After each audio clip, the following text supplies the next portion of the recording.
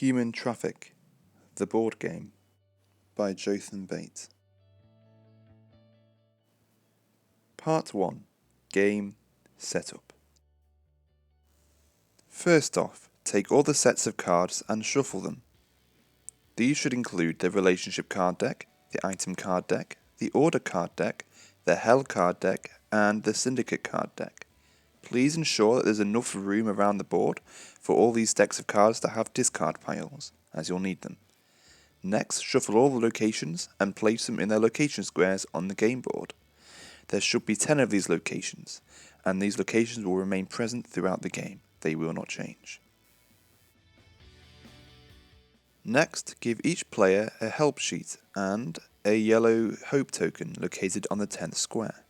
Then, give each player a nationality card, placing it on the help sheet. These cards will give the player which colour to use later on in the game. Each player should also receive a personality card, giving a special ability for the player to use. Finally, put all the play pieces in the centre of the board. Now we're all ready to start playing, but before we do, let's just take a quick look at Part 2, St. Petersburg. The map of St. Petersburg contains 4 major parts. First the centre, Nevsky Prospect, and 3 outer regions. First of which is Petrogradsky district in the green. Next is St. Petersburg proper in the blue, and finally is the Admiral district in the purple. In the late game, the players will travel to the yellow part in the final escape to the safe zone. Part 3. Turn Order.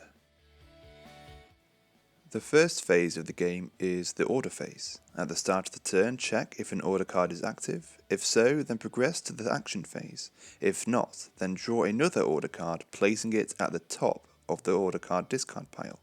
Players must comply with the order or face the consequences. Bear in mind that the first turn of the game skips this phase.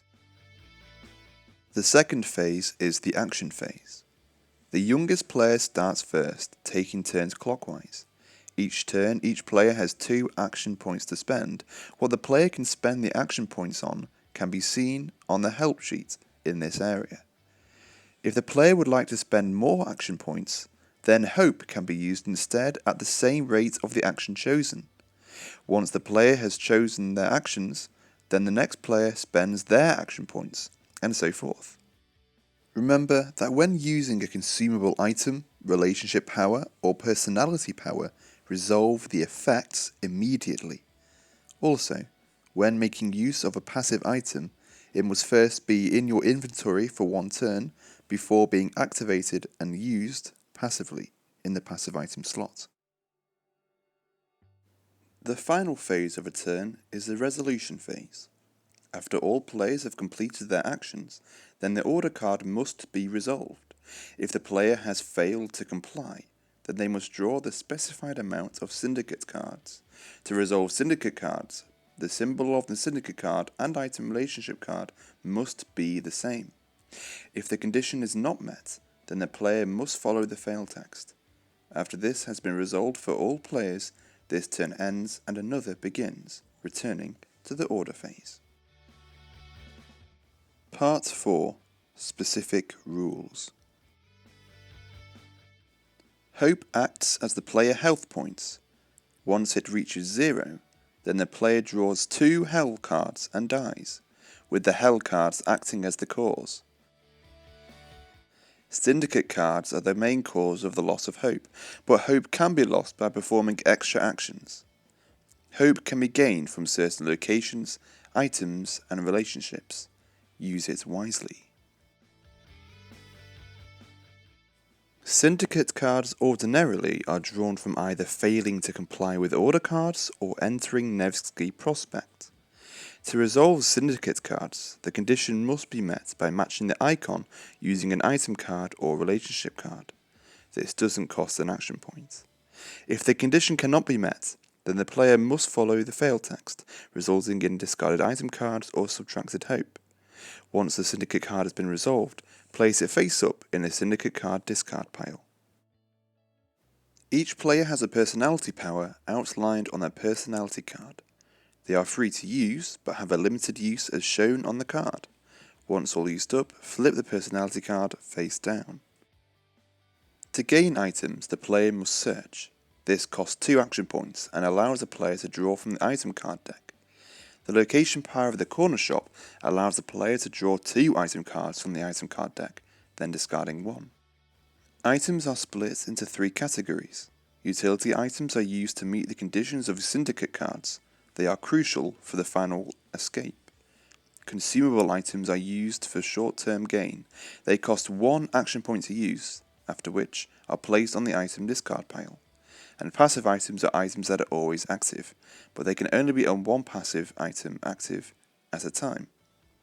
All items can be discarded for free, but must be discarded if used in response to syndicate cards.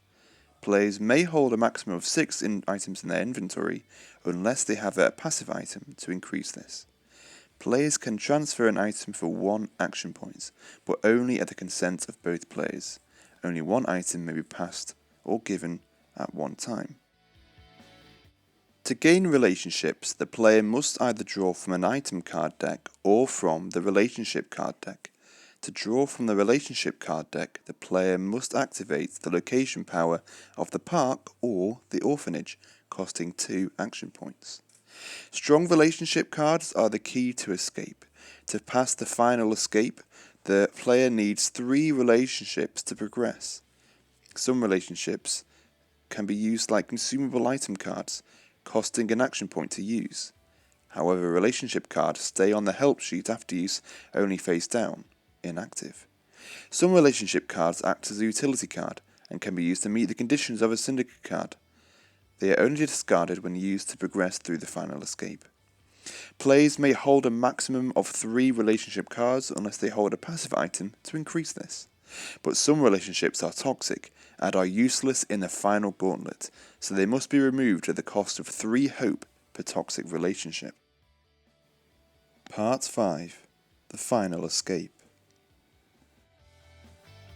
The players must escape together to trigger the final escape to the safe zone. This means they must all be in the same location in the Petrogradsky district that connects to the final escape via the black line. In this final escape, players must use all their items and relationship cards collected over the course of the game. To initiate the final escape, the players, starting with the youngest player, must discard a relationship card of their choice. This will move the player to the first square marked with a 1. Here they must draw 1 syndicate card and resolve it. The rest of the players will do the same in clockwise order. After all players have done this, the youngest player must discard a second relationship card of their choice, progressing them to the second square. The second square requires 2 syndicate cards to be drawn and resolved. The rest of the players will do the same in clockwise order. Finally, a third relationship card must be discarded to progress to the final square. Here, 3 syndicate cards, each to be drawn and resolved. After resolving these syndicate cards, the player has successfully escaped and won the game. But if hope reaches 0 before then, they have lost and draw 2 hell cards detailing their demise. So there you have it, the end of the game. Thank you all so much for watching this video, and hopefully you've learned how to play Human Traffic.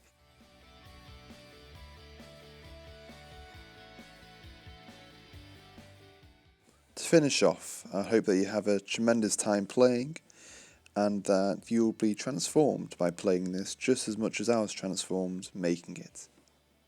See you next time, and goodbye.